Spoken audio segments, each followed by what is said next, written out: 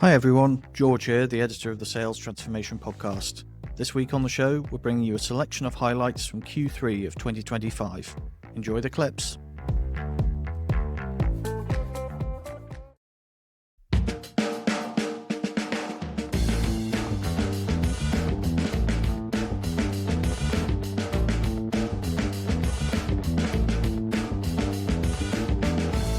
When we start to look at the title of your project, I'm just going to read it out, which is Value-Based Selling in the Age of Innovation, moving beyond TCO to create competitive advantage. Now, what I love about the world of academia, Ivano, is that somehow one ends up creating fairly long sentences. And you know something, I can never forget my own. But no, this is great. So it's obviously about value-based selling. You talk about innovation in your title. You mentioned this word TCO, total cost of ownership, and you talk about competitive advantage. Why was this so much of a concern for you as you embarked on the project? Well, my main concern has always been to remain relevant to our customers. And I have noticed that the concept of value as a benefit for our final customers has scope of improvement. Today we are in the cloud era, and it's not anymore about selling. Today it's about establishing long-term partnerships to co-create business together with our customers. So this is the main goal. And today also there are many new players in the space compared to years ago, and this gives to our customer, a broader range of options to switch if they are not happy with solutions. And in this context, the total cost of ownership cannot be the only factor driving sales, like it was especially in the monopoly age. So my research really concentrates on shifting from this total cost of ownership mindset to what I call the TCI, so the total cost of innovation. Because if you express the value of innovation, then customers really follow you in this kind of co-creation. And funny enough, I chose this topic already at the end of module 2, so I'm quite at a very beginning or less, because I was fascinated by the third box thinking concept that was introduced, and I found it very, very relevant to my needs. Yes, fantastic. I'd love to come back to some of the key things that has influenced your thinking. But you mentioned the word value, and one of the things that I sort of picked up in your research project was going right back to the definition of the word value. And you talked about, joining the dots between the two definitions. I know, unless you've got your master's project close to hand. I have. You have. Okay. So could you just talk the listener through what that word value means? Because I think that's quite intrinsic. It's quite integral to some of the research approaches that you then took. Yes, I put two definitions. I'm going to read this one. The first one is the principle or standards of behaviors. Okay, so one's judgment of what is important in life. And this, came from my family, my experiences during my life. And the second definition is the regard that something is held to deserve, the importance, worth, or usefulness of something. And this is much more related to what we do to be valuable for someone else. And I try to combine in my research these two definitions, starting from my values that I cannot change in any case, because these are really part of my foundation, to the values of our customers that are always in evolution. So this is Yeah. really something that's changed, but combining my values, my personal one, with our customers, my customers, their personal one. So I need to have this kind of emotional intelligence to understand what Yeah. they really need to get the most out of what we are selling. Yeah.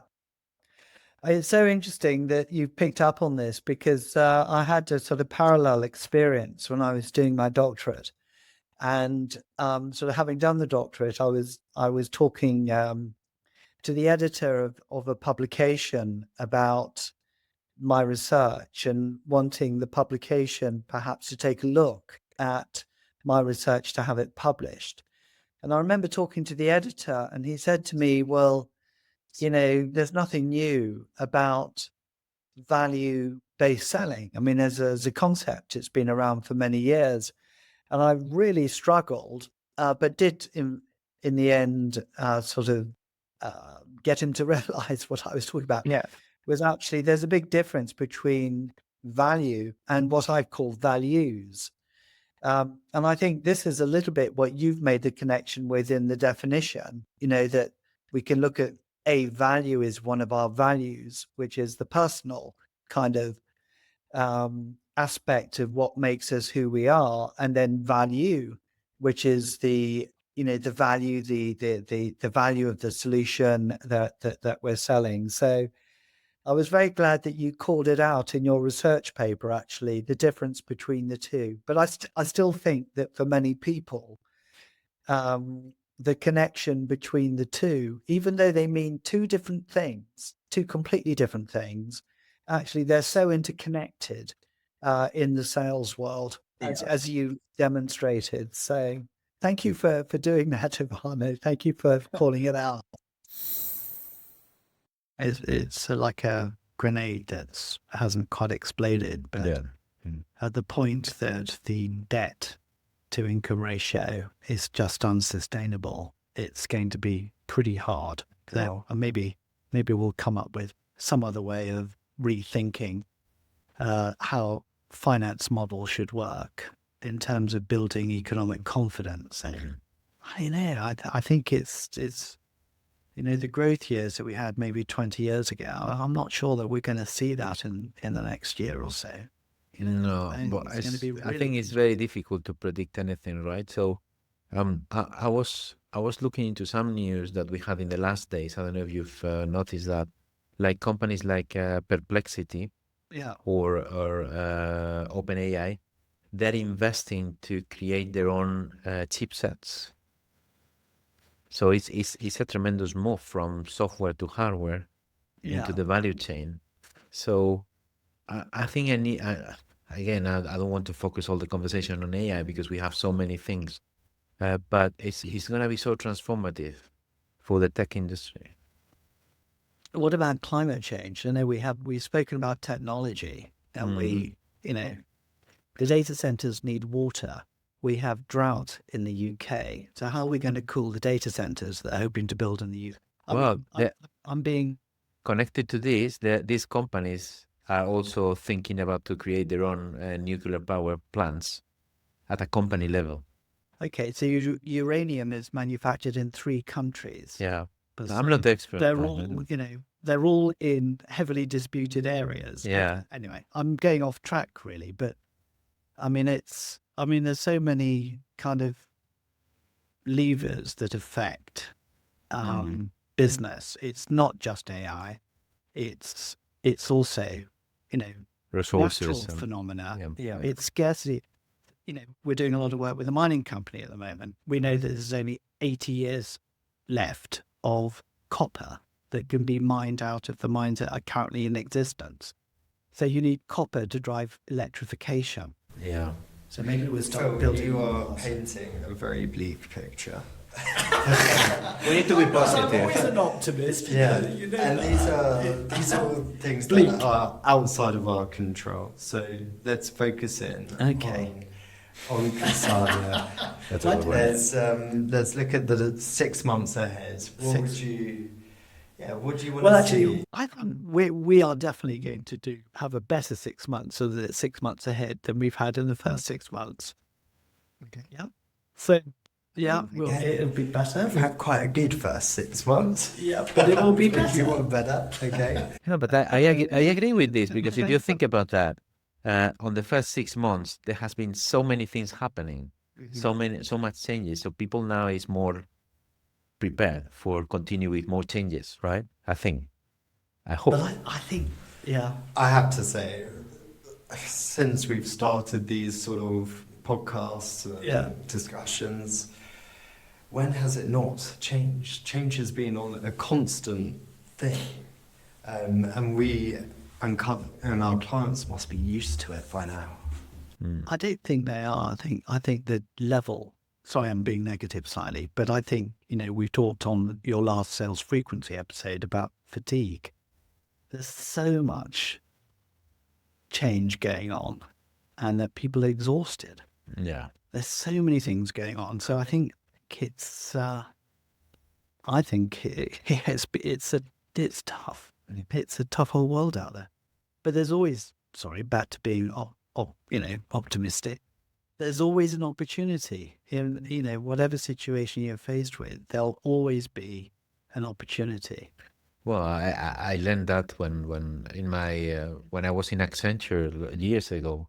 I was surprised in my early years that there was an economic downturn, and this is the moment where consultants start to invest and see opportunities. So it's like the trigger to see these opportunities. When you see consultants really investing and doing all this kind of stuff, then the economy goes up again. Yeah.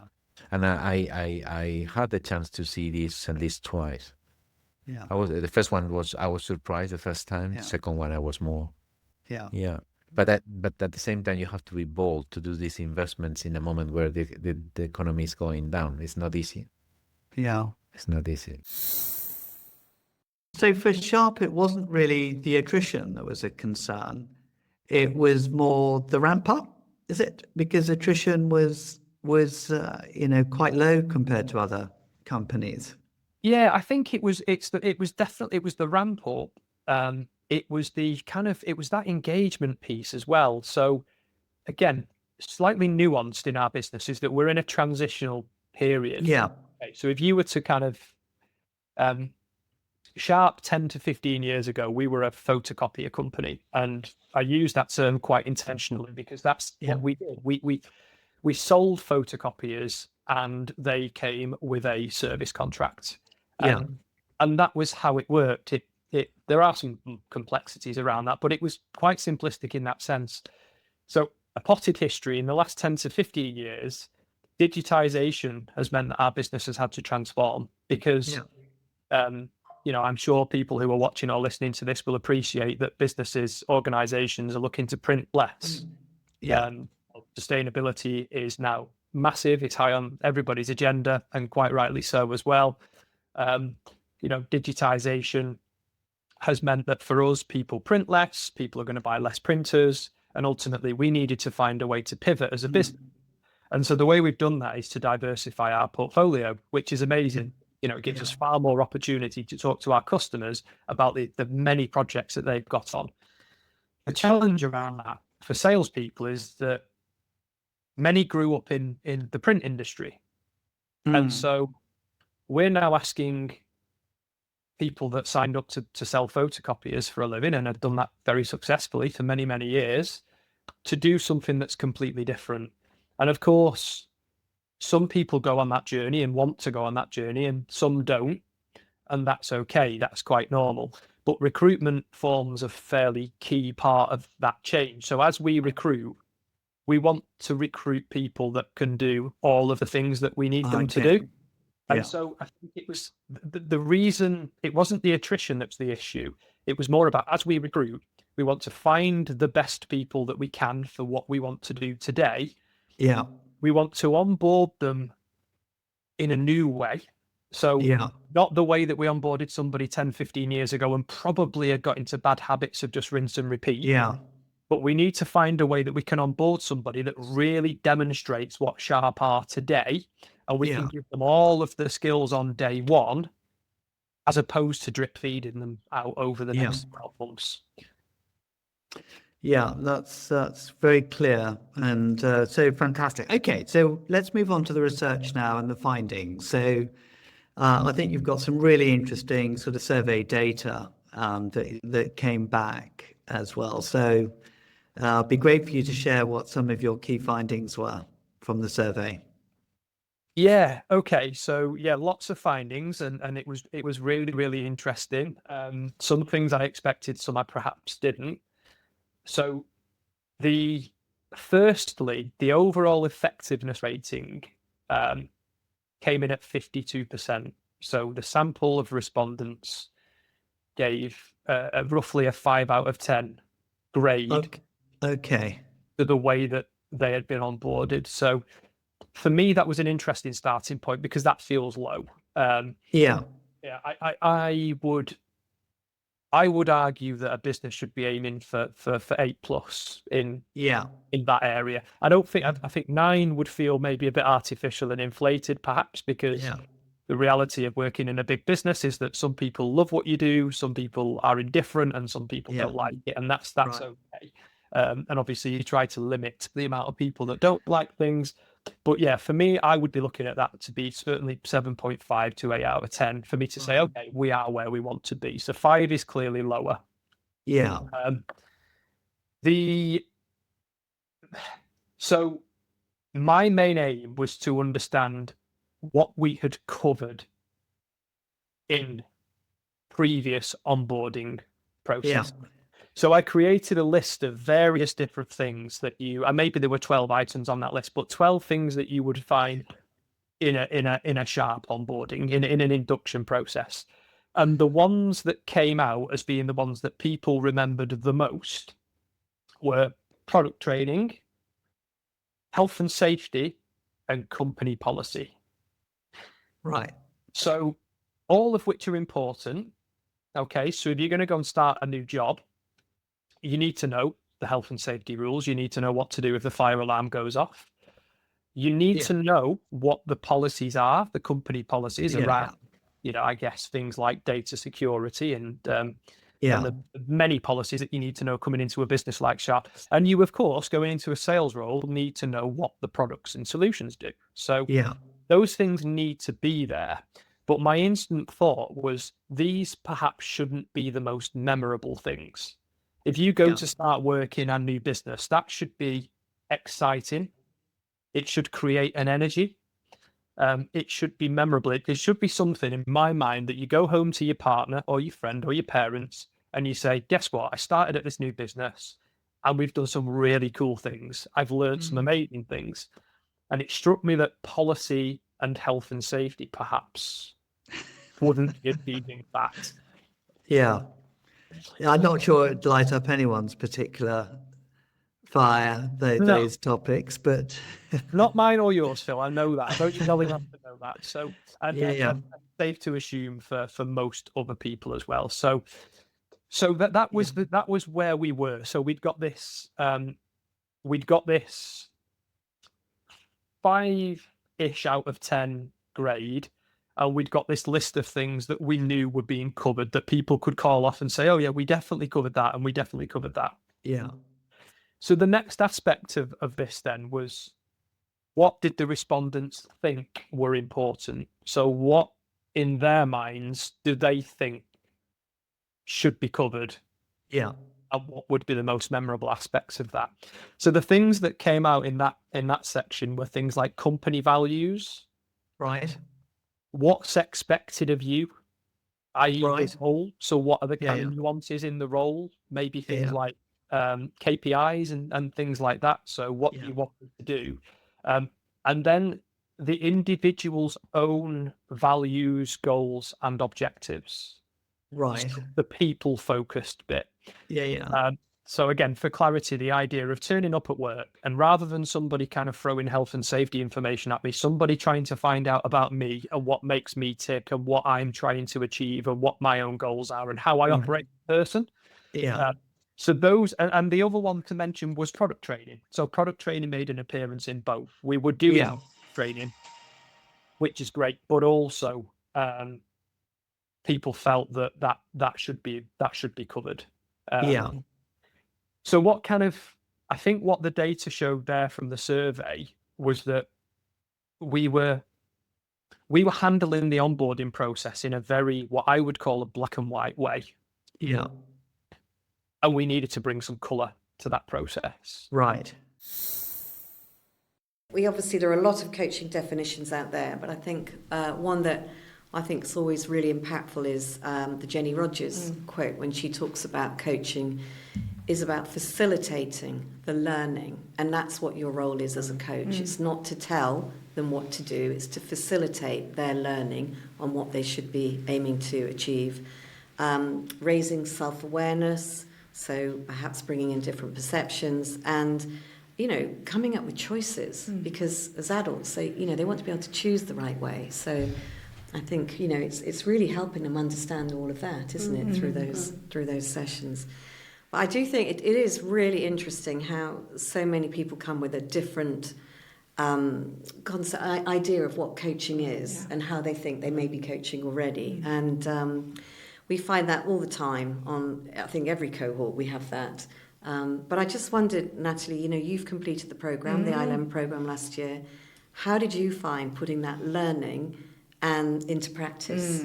What was your biggest learning, actually? Yeah, so first of all, I loved the programme, and it was great to have the opportunity to do a bit of work-based learning myself after having talked to our students so much about that over the past couple of years.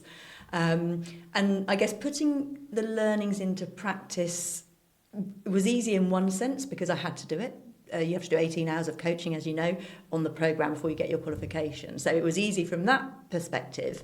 But it actually quite daunting, or quite nerve-wracking, I guess, when I was preparing for those conversations, because you want it to be really valuable to your coachee. But at the same time, you don't know what you're going to get from them. You don't know what conversations you're going to have to guide and the directions you're going to have to go in. There's lots of great support from my tutors in preparing for those conversations, in helping them be as effective, in the execution as you could prepare for. But I think it was nerve-wracking, but I quickly saw that actually anybody can coach to some degree. If you go in with that coaching mindset, start there and absorb everything that you're being taught, then everyone can do it to some degree. And I think my biggest learning, and you've already touched on this, is that my advice probably not as good as I thought that it was. Even when it's coming from a good place, you're wanting to help people solve, getting them to come to the conclusions, the solutions themselves. Rather than giving the advice. Yeah, and the not telling, the listening, the good questions, more good questions. Things we talk to our students about a lot anyway, but really practicing that.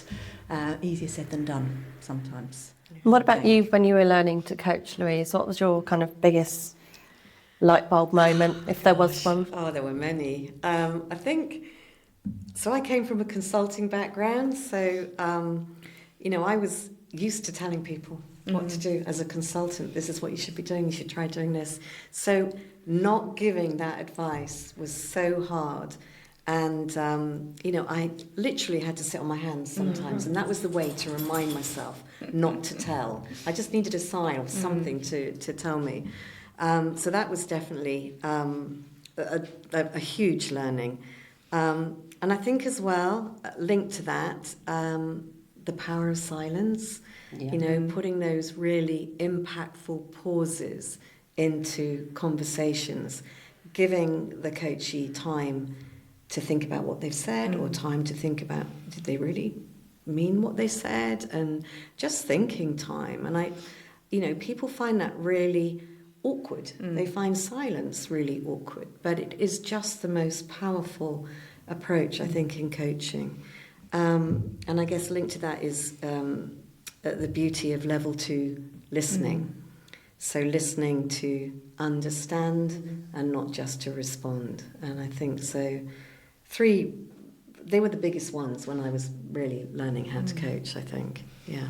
What about you, Hilary? Yeah, all of those things. I think for me, one of the biggest light bulbs was expect the unexpected, because you go into a coaching session and you might have an idea of some of the questions you're going to ask your coachee, particularly if you're building on from an ongoing relationship. But suddenly one question can take you down, or can take the coachee down a completely different route. And it's the power of those questions and where they might take you. So for me, it's expect the unexpected. It's probably my biggest learning. And I love that, actually, not knowing what's going to come out of a coaching conversation. I think it's part of the fun of coaching, isn't it? So you say fun, I said nerve-wracking at the start. Okay. So I think that is, and maybe as you become more experienced then, there's a I tipping wonder if point it's where that, you yeah. go. As it becomes more natural, Yeah. you get better at asking the questions and just getting into the moment of coaching. This whole idea of executive presence and charisma in leadership Right. has been something that I have kind of immersed myself in more, and have had the opportunity to do more talking and share kind of my experience with executive presence with some of the younger up and coming Yeah. generations, as well as those who've been around for a while at Medscape. So for me, I want to continue the work in that area. I also, as I have gotten older, I turned the big Yeah. 50 this year. Woo! Very You are exciting. so young, Stacey. I'm such a young whippersnapper. But actually, I would say for any of you who are approaching 50, it's best years of your life. Like, Yes, you know, honestly, yeah. 30s, 40s. Yeah, I mean, 40s were fun, but 50s is really here. I find it my responsibility now that I am in a leadership position Right. to make sure that I am, the phrase we use on the podcast is lifting as we rise. We need to lift up other folks as we're rising. Yeah. And you do that. Phil, I don't know if you have heard or if you come across the word sponsorship. I know coaching is in your blood, yeah. sponsorship, Of course. Yeah. mentorship. Yeah. And there's a difference. As you are rising up in the ranks, it is our responsibility to sponsor, which means you are recommending, you are talking about individuals when they are not in the room. Whether you're a man Yes. or a woman, Yeah. you're volunteering up folks that you think would be really good at the job by Yeah. sponsoring them. And that's how we bring people along. Once you've sponsored them, then that's when mentorship and coaching kick in, Yeah. that you're going to want them to be successful in that. Right. So as I have evolved as a leader in my own right, that is my focus now. My focus really is on helping bring out the best Yeah. in the next generation of sales folks and the next generation of Yeah. leaders, be it men or women. And it's very inspiring actually listening to you talk, Stacey. Yeah. I think the younger people inside Medscape are very lucky to have someone like you, in this kind of role of development and enablement. Yeah. Wise words. Yeah. Yeah. Wise words indeed. I know that on your podcast, you often finish the podcast with, are there any sort of key takeaways? And perhaps you've actually alluded to that as well in what you've just said. But if you were to kind of reflect a bit on, what would be the key takeaways for women in a leadership role, what would they be? I know you've spoken about this already, perhaps, but what would be the key messages you'd like to leave us with? Yeah. The key messages, and Phil, it's interesting because I hadn't really thought about it, and this conversation's gone a lot of different directions than what I thought, which has been great. But I would say, but I would say that for leaders out there, whether you're in sales or not, whether you're in healthcare or not, I think the best thing that you can do is really find your why, your North Star of why you're doing what you're doing, and become, very aware of what you enjoy and follow that path. I think that we all have an opportunity to help shape other individuals as well. And I take it as a responsibility. I think someone saw something in me way back 25 years ago. And, I think we can all look back on the leaders that shaped us. But as you start evolving in your career, and whether, like I said, male, female, we have the obligation to give back. And so I would encourage you, two things. One would be to get to know yourself better. meaning really think about what brings you joy, what you get excited about, and try and put as much of that in your day-to-day as you possibly can. And then the second thing is take the opportunity to impart everything that you've learned along your journey to someone else, because it makes a difference. And that is how all of us are going to improve as leaders, by sharing, by keeping a positive attitude, and always looking to give back. I think that those are my parting words. Yes. Can I ask one final question, Stacey, which is about charisma and presence? You know, it's part of your future direction. And perhaps I should have asked this question before I asked you for your final comments. But is it possible to develop people's charisma, do you believe? Or do you think it's 100%. 100%. No, I think in terms of executive presence or charisma or the wow factor, there are very simple things that one can do. And the two key variables, Phil, that help shape you as how people perceive you are your warmth and your competence. You could simplify it to your friendliness and your smarts.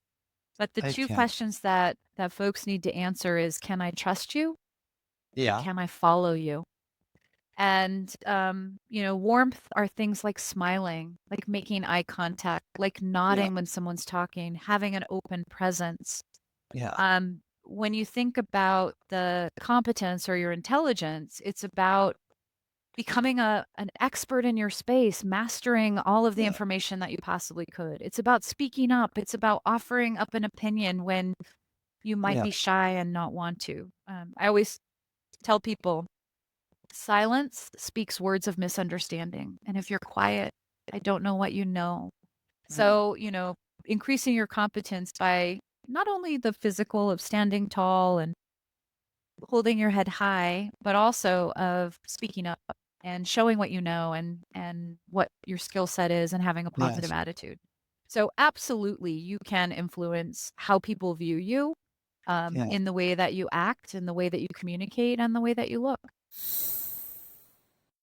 The leadership approach that I saw, the two key themes were the communication and trust. And that's what I knew. I mean, communication is really a no-brainer, right? When you're leading.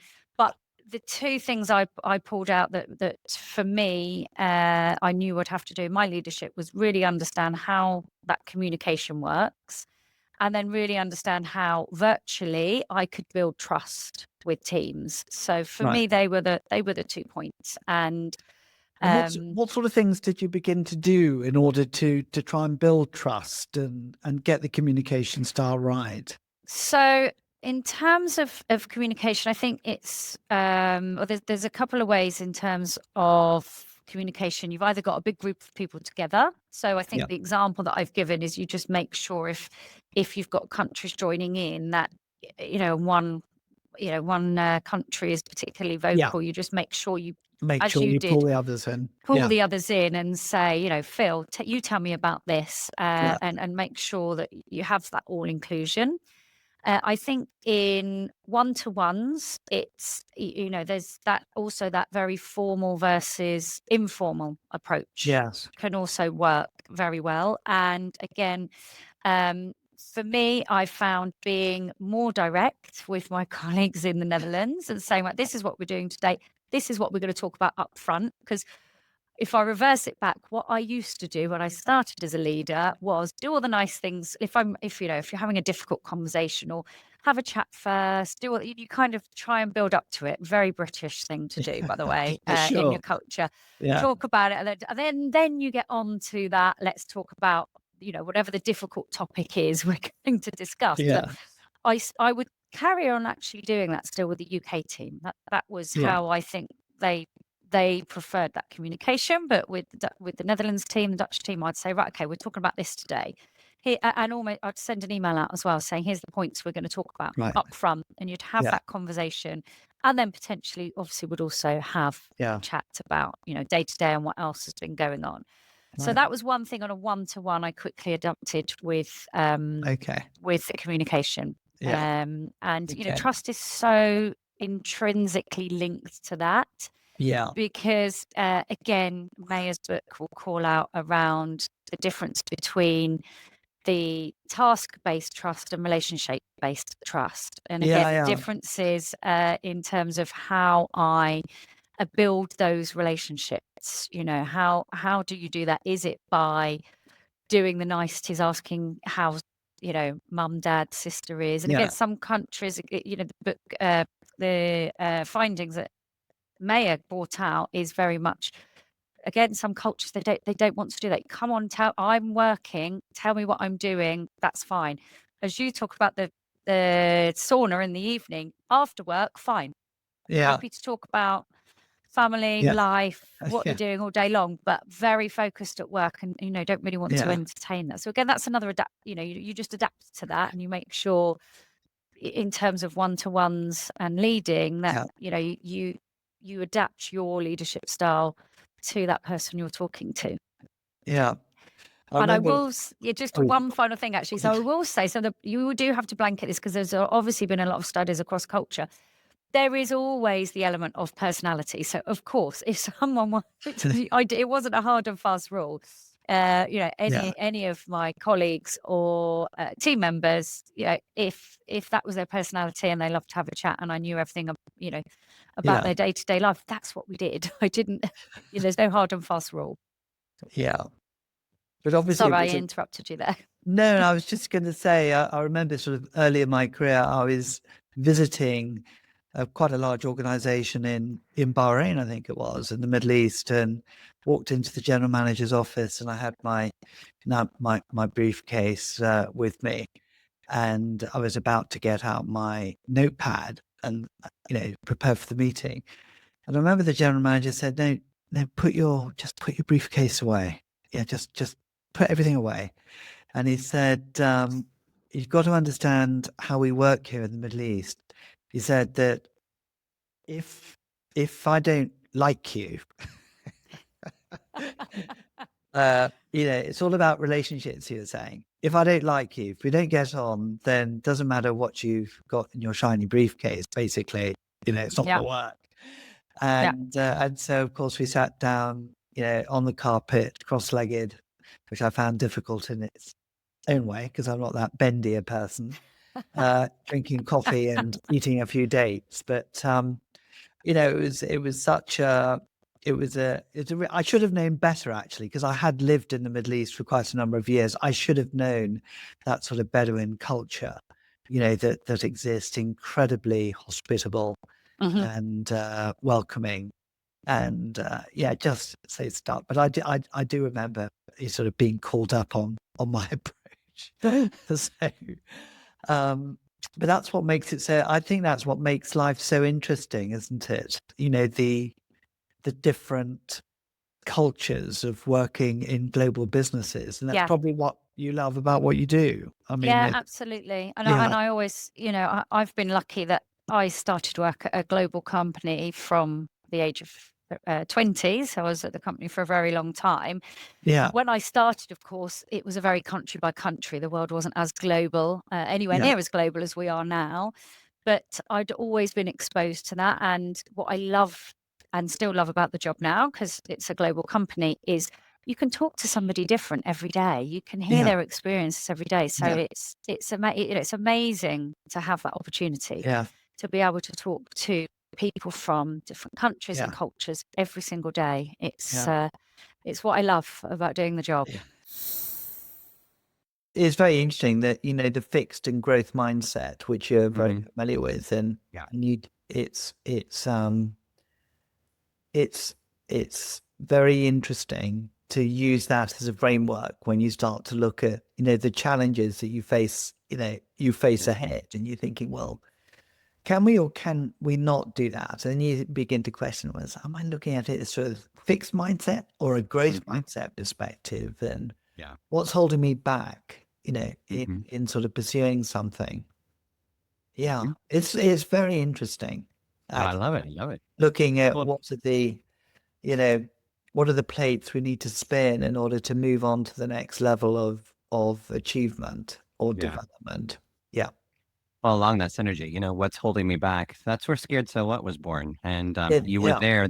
You were there the day it happened, I and was actually, there. I'll never forget you that were moment, Grant. really instrumental in guilty into my current career path. But so Scared So What, for those of the on the podcast, you remember, it's the first personal change model in technology, and it was born in your sales master's program. What does that mean to you and for you? Well, I think you know that that we're incredibly, proud of everything, and I'm proud of everything that you've achieved, in that. And it's rare to get, a student who's taken it on to the levels that you've done. And um and I mean, apart from what you've achieved through your master's program itself, it fits very much through the ethos and philosophy of the master's programs, which is a Master of Science. You're building upon a level of knowledge that we shared knowledge with you. You looked decidedly pissed off when we shared various models. It doesn't work for me. I challenged you back, saying, "Come on, Grant, create your I own thought I was going to fail that class. your theory," and then you did. But you did it though. But by it, this is how I see what you've done, is by taking on board certain learnings that you had from the program, whether it's Gibbs reflective cycle or whether it was the growth and fixed mindsets and so on, and you gave it your own personal nuance and created something new from it. So for me, that's what we want to achieve. But you've taken it on you've developed it into a doctorate, into your book, and it's amazing, the ripple effect of what has happened from those. Well, when we talk about, and I thank you for that, and when we talk about your leadership, as we did just a while ago, that was a perfect example. Here we are in a master's in science level course, executive course, with other executives in the room, in the cohort, etc. And you're actually portraying information, you're delivering information, transferring the knowledge over to us. And we were looking at, a century's worth of organizational change and the top global change models and methodology. And that's what we were learning. And in that moment of my resistance, you could have very easily been a transactional leader and said, "Grant, this is the curriculum. This is what you need to do, and follow the instructions. And maybe your master's program and project should be about this." But you didn't. You had a choice there in that moment. And I was challenging you in your deliverables of the knowledge, but you actually chose to actually say, what else could you do? What's next? You went right into pulling it right out. What's the resistance? And you chose through flexation to actually say, this young man has an idea. Let's pull it out of him and find out where it could go. And that's a conscious choice of the leadership, which is why I do describe you as transformational. Well, I thank you for that. Yeah, it was very nice of you to say that, but it's giving people space, isn't it, to thrive. But not everyone takes the opportunity. Some people do and some people don't. And you chose, going back to your Scared So What, you chose to take control.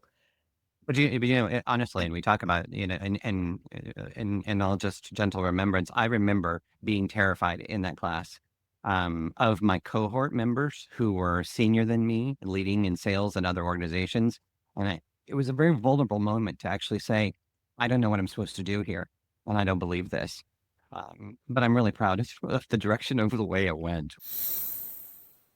So Rajesh's title is, "How does my mindfulness, awareness, and spiritual practice influence my leadership style and the overall performance of my sales team?"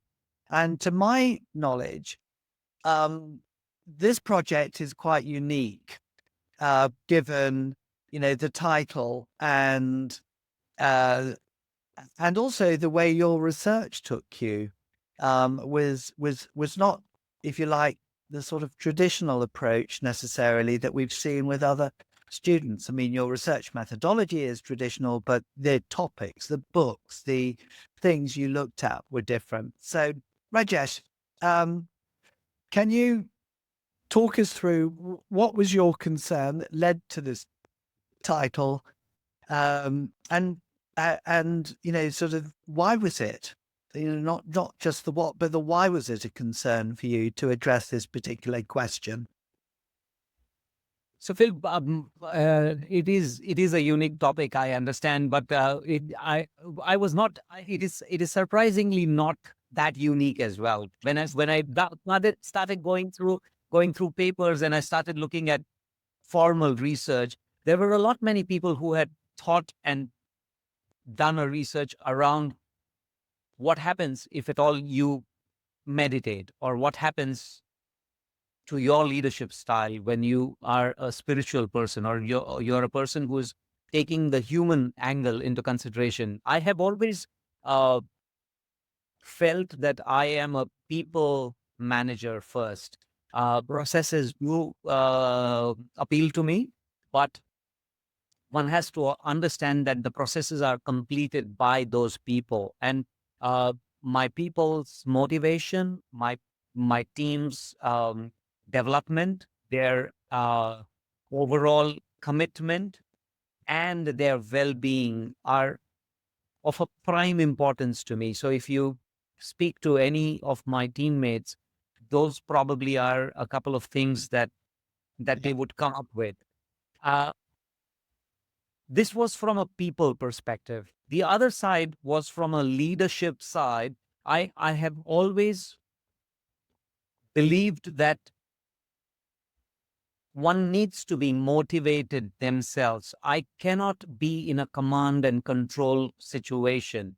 I have seen managers do that, and I have felt uncomfortable myself, and I've thought that that is something that I would never do with my team. So that is the reason I have started probably 15 odd years ago. I started on this journey of meditation. I started to understand myself, to become a bit more self-aware, and it's not that easy. Obviously, it is lovely to say that, oh, meditation, and I've been doing it for 15 years. I still sit on my pillow today and feel like it's the first time I'm doing it. But that's probably precisely the reason it is called a practice as well. So you don't reach anywhere. But then what I've understood over the years is it has given me a lot more peace and calm when I listen to people, when I speak with people. I'm a very ferocious orator. I love getting into speaking all the time, and coming from Mumbai, trying to make a mark in a crowded place, making myself heard. I had to be loud and proud about things. Otherwise, I wouldn't have done what I have done. And that is what I understood when I started doing my research, that the way I am, what has shaped me.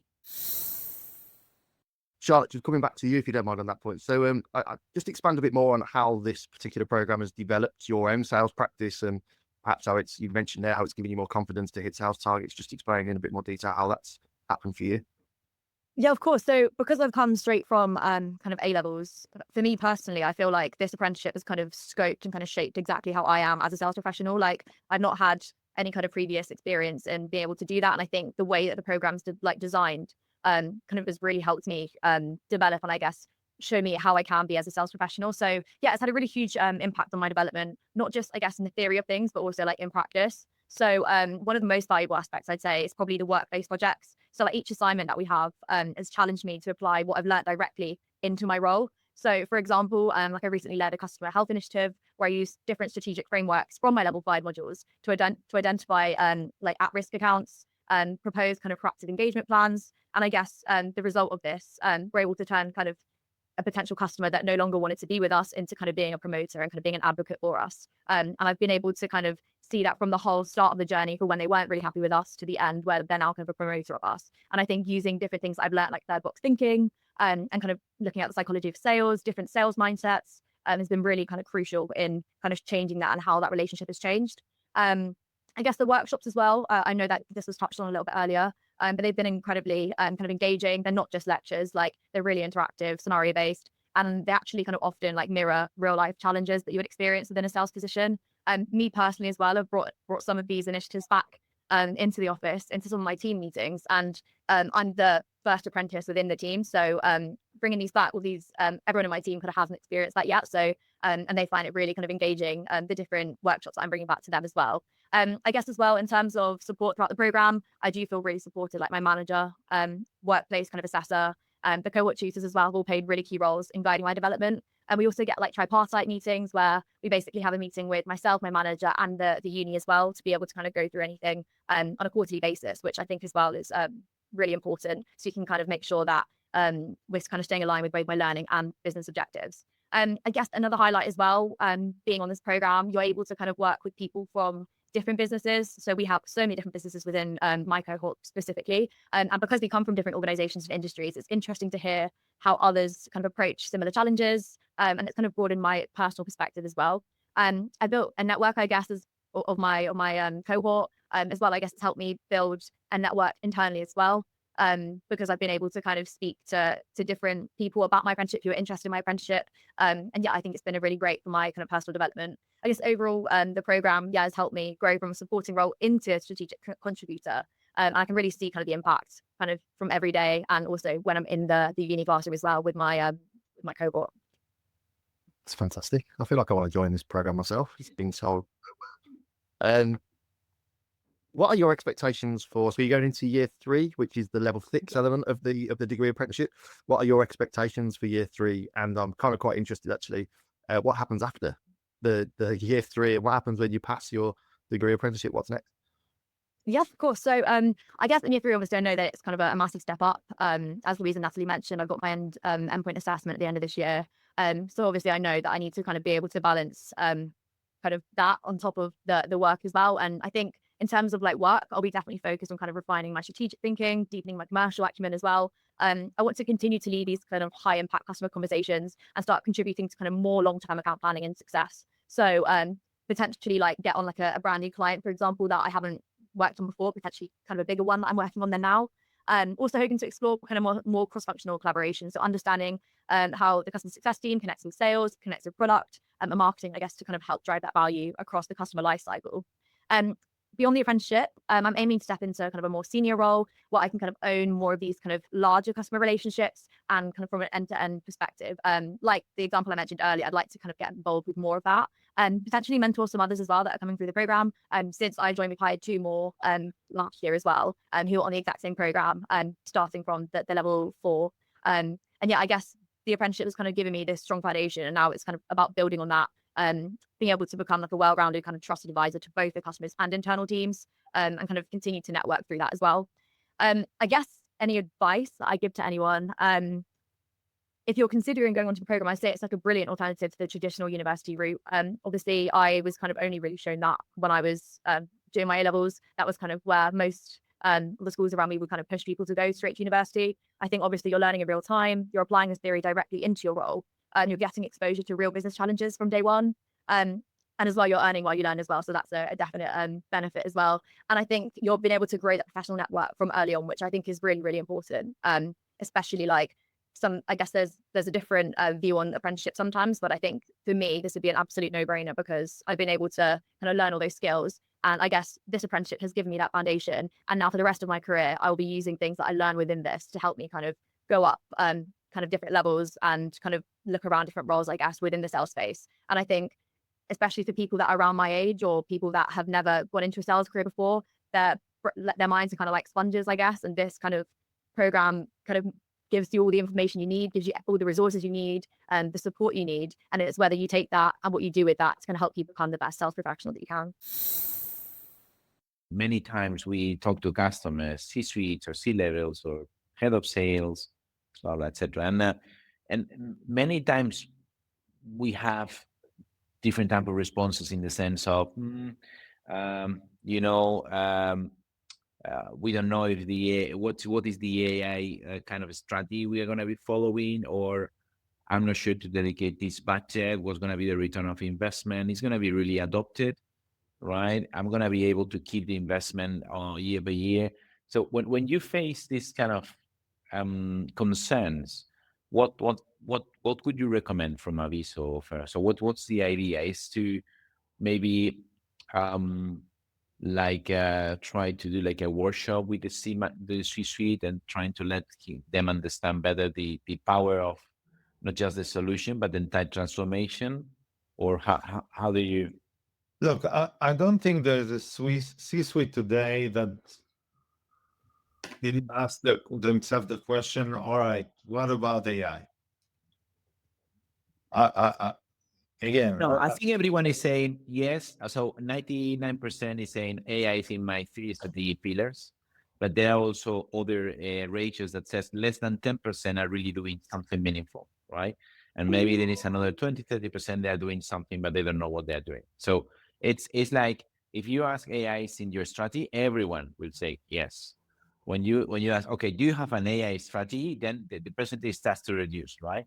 And then if you ask, is your strategy being successful and having a return? Then it's like less than 10%, right? So, how would you think that we could contribute to educate them more? Is through workshops with them? Is what?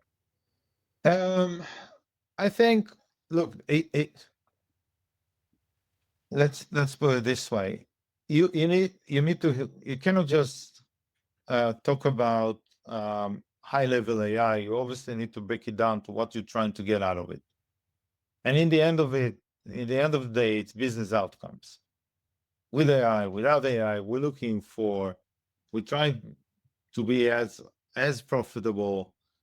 We want growth and we want predictable growth, right? And that's what, and we want, when you want growth, you obviously want less churn. So all those things are kind of built into each other. And when a vendor comes to you and he talks in those terms, then it's on you to understand what is it that the value proposition that they're giving you. Because Aviso, again, sorry, I'm biased, and that's why I joined. A lot of people in my 25-year career came to me and said, "Oh, you put your money where your mouth is, so to speak, your career where your mouth is." I said, yes, because if you open the preview I did for GST 2 years ago, and I spoke about all those point solutions that hit the revenue process, and then I proposed a maturity model to understand how people are adopting it, right? That was the end of the present. I spoke about ICP, and I spoke about how a maturity model 5 stages can define, and not only define in one area, you build a maturity model across the organization. You have to define what good looks like. Yeah. And maybe not aim for the best, but at least number 4 is ROI, and number 5 is transformation. Okay. So if you go through that lens and then stick it to every tool, stick it to processes, to the things you care about, then you can really measure. And again, why I joined Aviso is because it's not only about productivity, not only about impactfulness, as I said, effectiveness. You can really shrink your OPEX because all those point solutions add up. Some of our customers just looked at their spend on sales tech and said, that doesn't make sense. I don't get the value out of it. And then you come and examine a holistic platform that does everything that those point solution does, but also you get ROI from being on one platform. That starts making sense. Building an AI agent, I say today, anyone can build, fine, but really, if you put your mind to it, you can build an AI agent. But can you train it on your sales data from the last 2 years? That starts becoming tricky. How do you collect that sales data? How do you structure it for ingestion? That's what we call large quantitative models. So you can really get answers with credibility. So again, if I would to advise a C-level or a company that looks for how to tap into this rocket ship, I would say, again, look for a platform and do your due diligence. Sometimes you fail at the first step. For example, I'll give a very technical example. Salesforce hierarchy. If you tie to Salesforce hierarchy in your forecasting, then if you're a scheme on Salesforce and you tie to that, every time you need to make a change in that hierarchy or introduce new logic, you got to go to Salesforce and implement it. So if I'm an ops guy in a fairly big company and I want to introduce a change to Salesforce, good luck to you, because the roadmap for this quarter is sealed, and for next quarter is only emergencies, and 3 quarters from now they have some capacity. So 3 quarters from now your logic will be introduced. With a Vista platform, you can introduce that logic inside the platform. You don't need to wait for Salesforce to get restructured. If you need product or vertical forecasting, Salesforce can't do that. We can do that. So it sometimes stops before we said AI. It stops already there in the qualification process. Okay, this competition is out, that competition is out. Okay, we're staying with those who can actually do what we need to do. But again, elevating that pitch, it's about maturity. It's about measuring maturity. It's one of the things on the roadmap that I want to introduce, because it's extremely helpful. Think about all the reps. We are already scoring reps on their behaviors. So scoring them on exhibiting sales mindsets, rolling it up to management, understanding if the transformation is not happening or not happening, real time. That's a real value proposition from us together with Consalia.